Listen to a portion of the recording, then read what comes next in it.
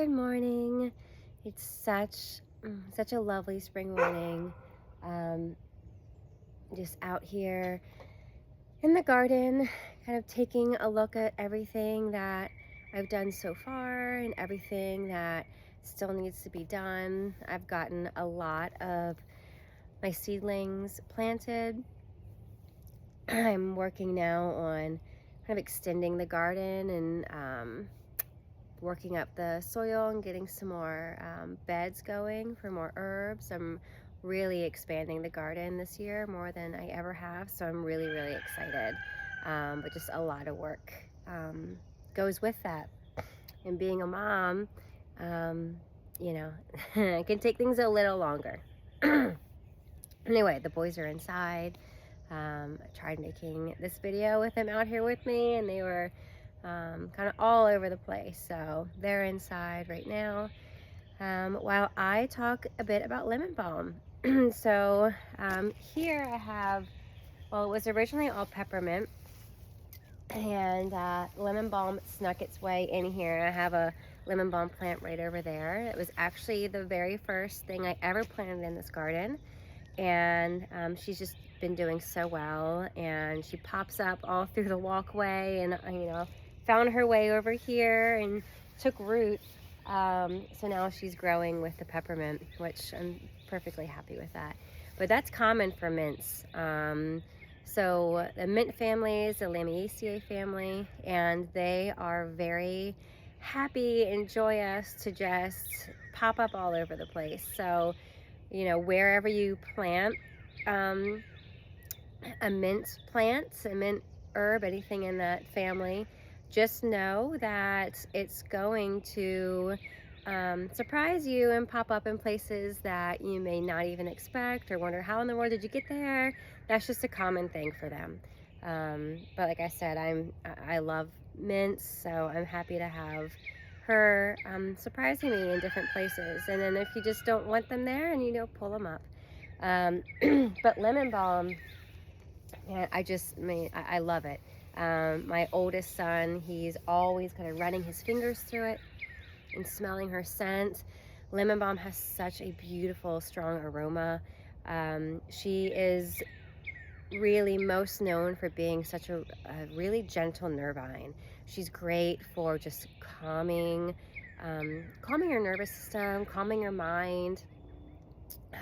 She is wonderful if we're feeling a bit stressed or anxious, or in the case of my children, like later in the afternoon, evening, when they're just like really full of energy and kind of like bouncing off the walls and going crazy. Lemon balm is a great thing to just kind of introduce her scent, perhaps make a cup of tea, and it just helps to just cool and calm. She's very cooling. She's cooling and drying.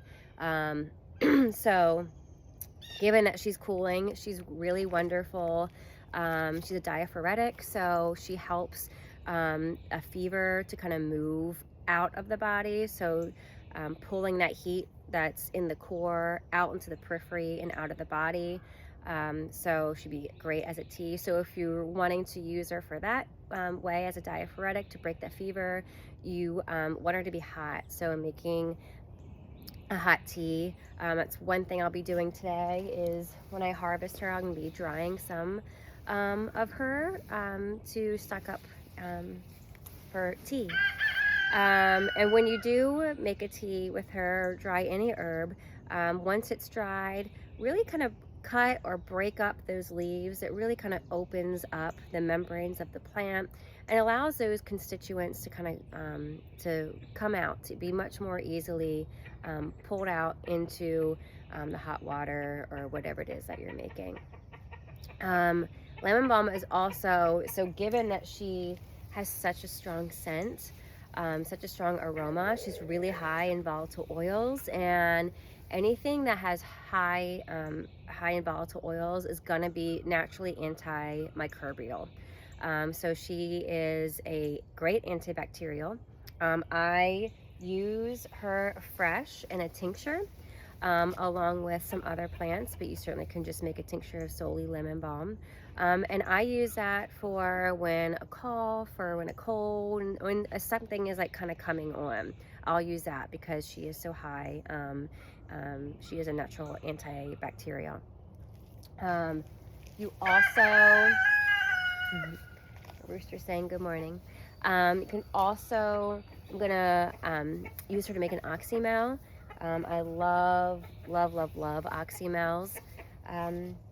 So yeah, she is just such a wonderful plant. Even if the only thing you do is just run your fingers through her leaves and smell her, it just is an instant mood lifter. It's an instant brightening. She's so brightening and joyous.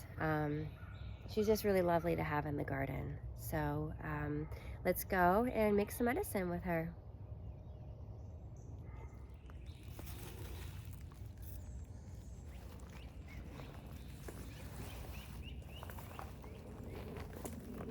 So I got my lemon balm and peppermint here. It just smells so good. So I'm gonna be separating this and drying some and then using the rest fresh. So I'll show you all that. So I have my lemon balm here that I have separated all the leaves from the stems. I had to wash them because they were just coated in pollen, and they are dry now, or dry from being washed, and nice and fluffy. So I am going to use some of this, separate it and dry it for tea. And then I'm going to also make a tincture with it and an oxymel. So I wanted to show you that. I'm just going to do a small tincture. You know, you don't have to make huge batches of medicine, especially like me. I'm doing this for my family and for my loved ones. So I don't need to make these huge batches. So I'm just going to do a little small tincture of the lemon balm, and then I'm going to do a little bit larger of an oxymel. Again, it's not a huge size. I love oxymels. So an oxymel is, if you don't know, it's you take your plant material, you can use fresh or dry, of any herb, and you add vinegar and honey. And vinegar is an amazing menstruum for pulling out the vitamins and minerals of a plant. So I don't use multivitamins, I use oxymels, and I give it to my boys. I take them. I love oxymels. I just drink them straight. But you can also add the sparkling water. It tastes amazing. They're one of my favorite home medicines that you can make so easily, and it doesn't require much. You know, you always use apple cider vinegar, so I just get a big gallon of apple cider vinegar and honey. That's it. It's really so simple. So let's make some medicine. So I just cut up my fresh lemon balm. You always want to cut or chop your fresh herbs. It helps to open up the plant so that your chosen medium can really pull out the constituents of the plant. And then I'm just going to fill it all the way up with vodka. I use 100 proof vodka, which is 50% water and 50% alcohol. So you're getting those water soluble properties and you're getting the alcohol soluble properties. It's a nice perfect balance. You fill it to the top, and then put a lid on it and label. And this is going to sit in a cool, dark place for 4 to 6 weeks. And here is my oxymel jar, and I'm just going to fill this all the way up with apple cider vinegar. Now, an oxymel is apple cider vinegar and honey, but I choose to add my honey after I strain it. That's just my preference. You can do whatever you like. You can fill this up halfway with vinegar and the rest half with honey, and then let it sit for the amount of time that you like, 4 to 6 weeks. Or you can fill it all the way up with vinegar, let it sit for that amount of time, and then when you go to strain it, you can add the honey. It honestly does not matter either way. So I have filled it up. It's gonna push down these herbs a little bit. Now with oxymels, you need to in there, top it up just a little bit more.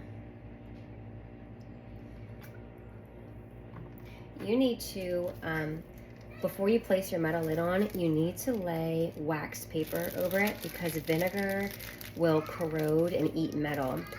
Use wax paper, not parchment, because the parchment paper does not provide enough of a barrier between the vinegar and the metal lid. So then we got the wax on there.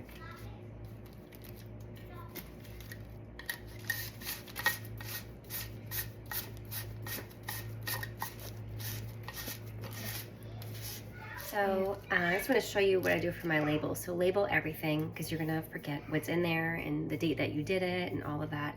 So for all my labels, I write what it is. So this is lemon balm oxymel. I wrote the date that I prepared this medicine, and then I like to write the date that it needs to be strained. That just helps me when I go into my apothecary cabinet, and when I look at something, I know, okay, I need to strain it at this date, instead of me having to go to the calendar and count how many weeks. Just for me, I really find that helpful. So I'll be decanting this anywhere from May 29th to June 5th, because this will be infusing for 4 to 6 weeks. So you're gonna store both of these in a cool, dark place. Go in every day, every few days, and shake up your tincture. I just like to shake it, and while I'm doing that, just hold the intention of gratitude for the plant and this communion that you're having with it and the medicine that's going to be providing for you. With the oxymel, I will come back again, shake it, and then after a few days, I'll open up the top, take a peek inside, see if any the plant material is sticking above the vinegar. I'll try to push it down, maybe top it off with more vinegar if needed. But yeah, some really wonderful home medicine that's so simple to make and really powerful for your body, you and your family's body.